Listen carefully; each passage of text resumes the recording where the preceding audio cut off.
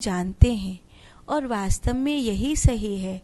वाल्मीकि मुनि ने राम जी को कहा था, जो जानहि तेहि देह जनाई, जानत तुम्हि होई जाई। जो आपको जानता है वही आप हो जाता है, या जो आप हो जाता है वही आपको जानता है। जो जाने ते देह जनाई, जानत तुम्हि होई जाई। अर्जुन कह रहे हैं, हे प्रभु, आप भूतों को उत्पन्न करने वाले हैं। यहाँ जो ये भूत शब्द है, ये आप वो कई बार भूत मतलब आप मरे हुए व्यक्ति को समझते हैं। भूत का अर्थ होता है पंच महाभूत। भूत का अर्थ होता है सृष्टि की विभूतियाँ। इस सृष्टि में जो कुछ भी है जड़ या चेतन, उसको विभूतियाँ कहते हैं। तो वो जो विभूतियाँ हैं पंच महाभूतों में, तन्मात्राओं में, योगिनियों में, ये जो सब विभूतियाँ हैं, मरुद्गणों में, अग्नि में और पृथ्वी में, जो इंद्रियों में जो भी विभूतियाँ हैं, उन सब को अर्जुन कह रहे हैं, हे भूतों को उत्पन्न करने वाले, माने समस्त विभूतियाँ आप ही से हैं। हे भूतों के ईश्वर, हे देवों के देव, माने आप समस्त देवों। देव क्या है? कोई अग्नि देव हैं, कोई वरुण देव हैं, कोई इंद्र हैं, कोई यम हैं, कोई कुबेर हैं, आदि आदि, ये सब देव हैं। अर्जुन कह रहे हैं, हे देवों के देव, हे जगत के स्वामी, हे पुरुषोत्तम। पुरुषोत्तम माने पुरुषों में उत्तम।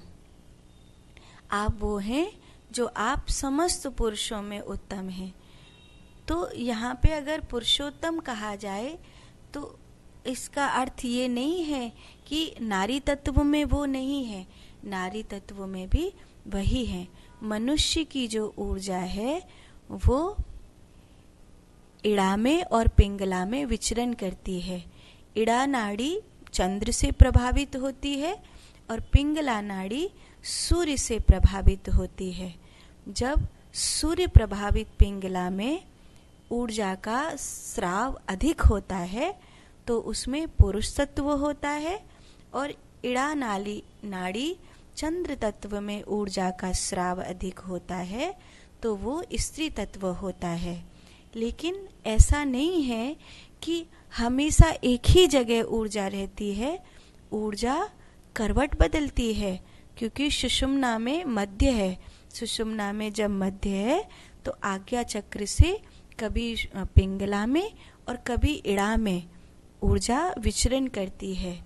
तो कई बार आपने देखा होगा, स्त्री शरीर होने पर भी कई बार किन्हीं में पुरुष तत्व की प्रधानता होती है और कई बार किन्हीं में पुरुष शरीर होते हुए भी स्त्री तत्व की प्रधानता होती है। अब यहाँ पर जब जो चर्चा आती है कि स्त्री तत्व की प्रधानता है या पुरुष तत्व की प्रधानता है, तो कई लोगों में ये शरीर के माध्यम से दिखाई देता है, कई लोगों में ये भावनाओं के माध्यम से दिखाई देता है, कई लोगों में ये बुद्धि के माध्यम से दिखाई देता है। जिससे कई में तो शरीर में स्पष्ट दिखाई देता है, जीता है, ये है तो लड़की पर बिल्कुल लड़की की तरह जीती है, तो उसमें शरीर के रूप में दिखाई देता है।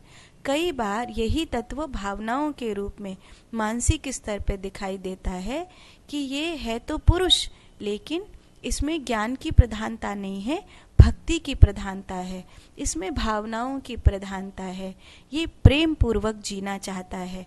तो कहीं ना कहीं मानसिक स्तर पर उसमें वो तत्व दिखाई देता है। कई स्त्रियां हैं जो है तो स्त्री ही, उन्होंने चोला भी स्त्री का पहना है, लेकिन मानसिक स्तर पर वो भक्ति मार्ग में नहीं जाएंगी, वो कर्म मार्ग में जाएंगी, ज्ञान मार्ग में जाएंगी, वो तर्क करेंगी, वो अपने आप को साबित करने का भरसक प्रयास करेंगी, मानसिक रूप में कठोर होंगी, किसी को भी सजा देने के लिए दयापूर्ण उनका भाव नहीं होगा।